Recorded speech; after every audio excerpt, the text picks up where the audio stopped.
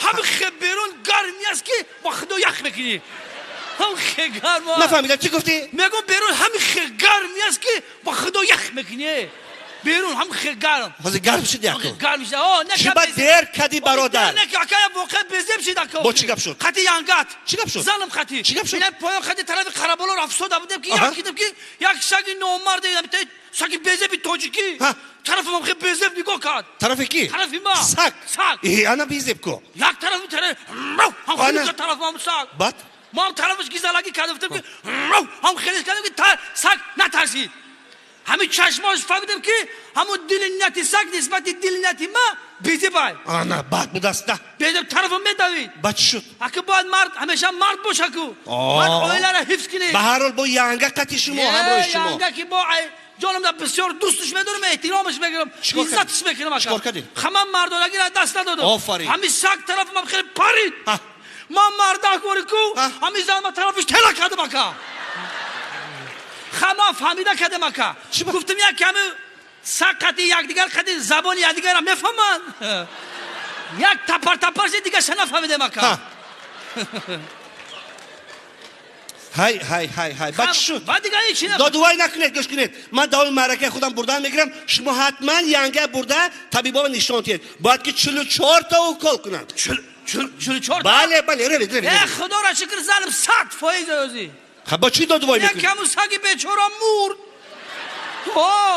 با آمده من میرده که گای قپی ای خدایی نگه ترق نوشیده نامدی کاره من وجدانی ساله گفتم ما عرق آمد با پیش بینیم نمیبرم اکا گفت حکای دهنت بوی عرق میکنه گفتم اگه جو فهمیدی گفت حک گفتم ها چی گفت؟ گفت بوی عرق میکنه گفت 100% دهنت بوی عرق میکنه نوشیده گفتم اکا ما پروس آدمی سر گپم معلمم درس بدم گپو خاطی هم خیلی گپ بزنم دهنم عرق میکنه بوی عرق میکنه ما خیلی عرق پرق نمیزنم اکا جانو نه که 100% های زنم جدا نمیشم یک زنی دیگه میگیرم نه کار نکنی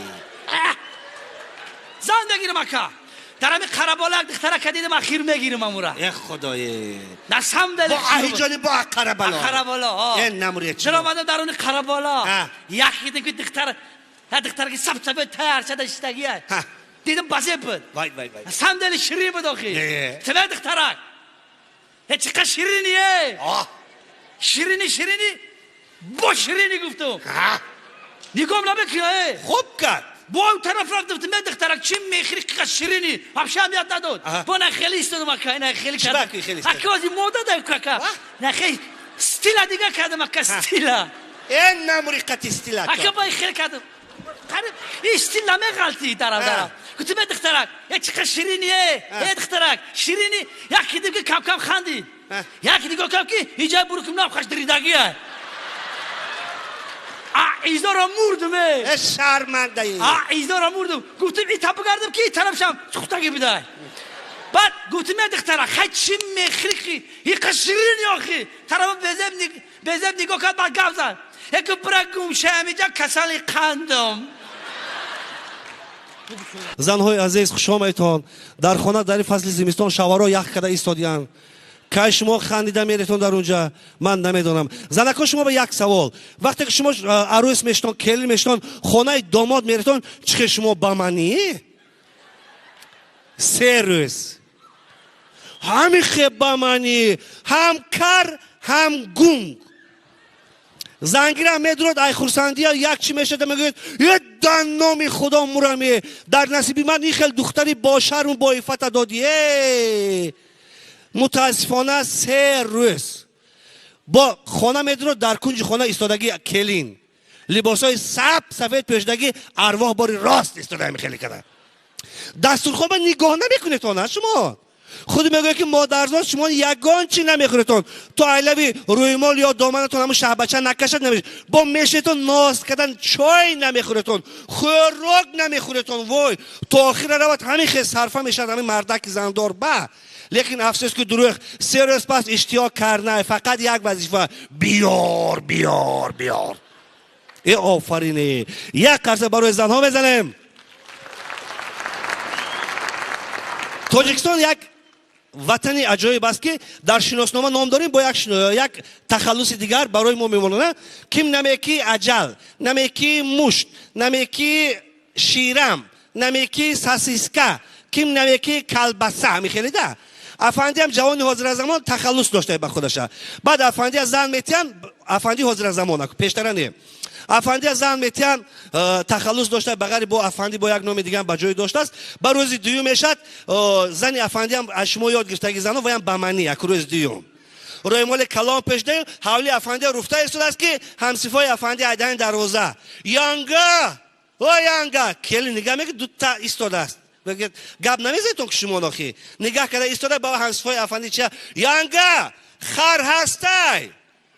این کلین حیران نگاه میکند که در روی حوالی بغیر یک درخت بیدی به اصل دیگه هیچی نیست. تو با نگاه میکند با بچه ها همصفای افندی خر خانه ده یا نه با جارو مانده یا دویده دور آمده خانه بعد که افندی داماد که درخت خواب و میخواد که دامول افندی دو نفر آمده میگه خر هست شما خر دارید. این افندی چه نه من بغیر تو جگر یگان چی ندارم دیگر. اچی بو خر گفته است افندی آخه همه من در قشلاق خر میگوین. با کلین گفته است این خیلی نمیشد. باز من یک طبق آش میکنم برای وقت تخلصاتون ایواز کرده بی نباشه من قهر کرده میرم خونی مادرم با خب آش برده است افندی مسجد با داد است و گفته است که هم ده ها هم قشلاقی ها اگه جوانی بود گذشت رفت تخلص من ایواز کنیتون نباشه کلین قهر کرده میره دو همصفا آمده خر گفته است قهر میکنن میرن. خب بعد کلینم انتظار که افندی میبیاد تخلصی نو کردی. خب با یک چند پس لحظه پس آمده است. بعد کلین چه وای آمدید ها آش شد آش خوردن خدا بشکر تخلصتون چی شد. خیر آش بردم گفتم آش خوردتون تخلص من ایواز کنیتون قشلا هم قشلاقا گفتن که نه خر آمدی خر میموری نه که وقتی آش خوردن خب یک علاج کرده شناس بازی تقابازی کردن تخلص من ایواز کردن. کلین خرسندی چه وای دنا مشمورم خدا تیز گرفت کردن تخلص نواتون چی شد. افندی گفت که یک بلاک تقابازی کردن خودتوک ماندن من. کلین گفت است پناهت به خدا من رفتم چی با وای خر بود حاضر خودتو چه شد که این نمورد شما بیسواد همون خودتو 6 ماه پس با خر میشد من رفتم.